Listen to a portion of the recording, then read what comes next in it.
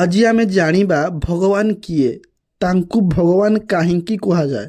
କାହିଁକି ନା ହିନ୍ଦୁମାନଙ୍କ ପାଇଁ ଭଗବାନ ହେଉଛନ୍ତି ସବୁକିଛି। ସେ ପଥରକୁ ବି ଭଗବାନ କୁହନ୍ତି, ଗଛକୁ ବି କୁହନ୍ତି, ବାୟୁକୁ ବି କୁହନ୍ତି। ଯେମିତିକି ଭଗବାନ ହେଉଛନ୍ତି ଇନ୍ଦ୍ର, କିନ୍ତୁ ତାଙ୍କଠାରେ ଦେବ ଲାଗିଥାଏ। ସୂର୍ଯ୍ୟକୁ ବି ସୂର୍ଯ୍ୟଦେବ କୁହାଯାଏ, ଚନ୍ଦ୍ରକୁ ବି ଚନ୍ଦ୍ରଦେବ କୁହାଯାଏ, ବାୟୁକୁ ବି ବାୟୁଦେବ କୁହାଯାଏ।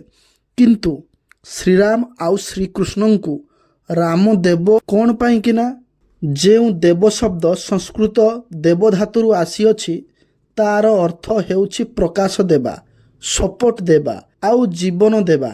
ଏମାନେ ଜୀବନକୁ ତିଆରି କରିଥାନ୍ତି, କିନ୍ତୁ ସୂର୍ଯ୍ୟ ଆମକୁ ଊର୍ଜା ଦେଇଥାନ୍ତି।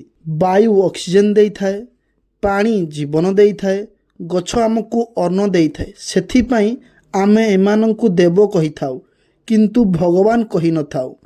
ତ ଭଗବାନ କିଏ?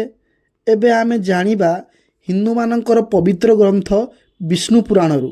ବିଷ୍ଣୁ ପୁରାଣରେ କୁହାଯାଇଛି, ଯେଉଁ ବ୍ୟକ୍ତି ଉତ୍ପତ୍ତି ଆଉ ପ୍ରଳୟ ଏହି ଦୁଇଟା ଯାକରେ ପରିଚିତ ହୋଇଥାଏ, ଧର୍ମ ଆଉ ବୈରାଗ୍ୟରେ ପରିପୂର୍ଣ୍ଣ ହୋଇ କିଛି ବିଶେଷ ଗୁଣକୁ ଧାରଣ କରିଥାଏ, ତାଙ୍କୁ ଭଗବାନ କୁହାଯାଏ।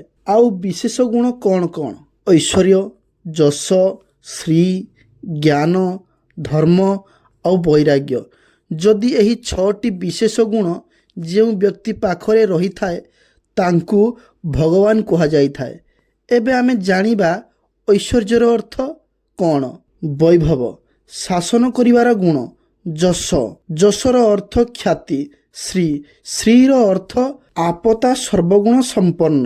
ତାପରେ ଜ୍ଞାନ, ଜ୍ଞାନର ଅର୍ଥ ବୁଦ୍ଧି। ତାପରେ ଧର୍ମ ଆଉ ବୈରାଗ୍ୟ, ବୈରାଗ୍ୟର ଅର୍ଥ ଅନାସକ୍ତି।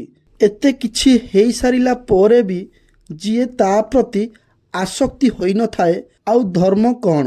ଧର୍ମର ଅର୍ଥ ଜାଣିବା ପାଇଁ ଆମକୁ ବେଦ ଜାଣିବାକୁ ପଡ଼ିବ।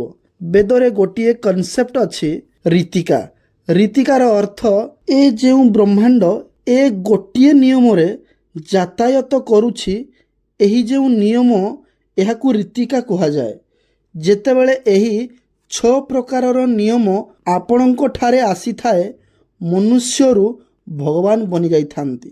ଯଦି ଆମେ ଭଗବାନ ରାମ ଆଉ କୃଷ୍ଣଙ୍କ ଚରିତ୍ରକୁ ଦେଖିବା, ସେ ଧର୍ମ ଆଉ ସିଦ୍ଧାନ୍ତରେ ପାଳନ କରୁଥିଲେ ଆଉ ଧର୍ମର ସ୍ଥାପନା କରୁଥିଲେ।